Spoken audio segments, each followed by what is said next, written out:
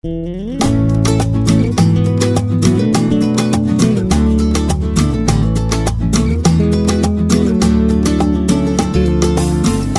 dice que no duelen? Y bueno, Julio, como le comenté, tengo dos amigas nuevas ahora, Lucía y Belén. Me van a explicar cómo es el proceso de la comida de la torta para los perros. Hola, Lucía y hola, Belén. ¿Cómo estamos? Hola. ¿Qué hacemos? ¿Cómo estamos? Muy bien. Me van a explicar, ¿en serio que ustedes hacen torta para perros?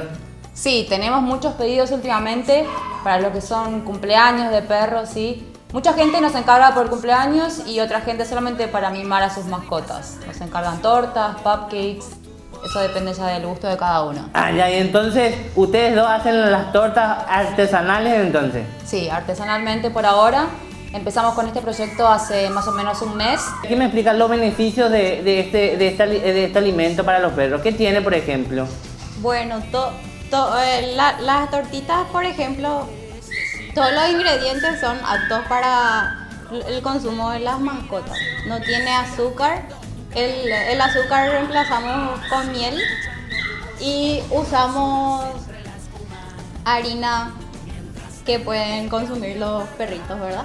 Porque no todas las harinas pueden consumir los perritos. ¿Qué clase tiene que ser la harina, Belén?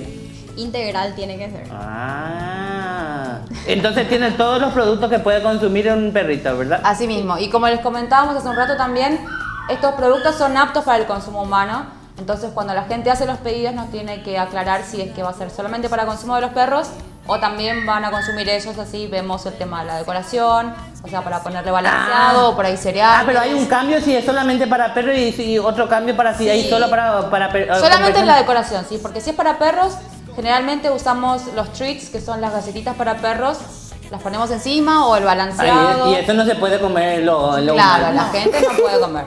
Entonces, si es para humanos, les ponemos cereales, granola, zanahoria, banana. Y decime, ¿cuánto ha sido el pedido más grande que recibieron?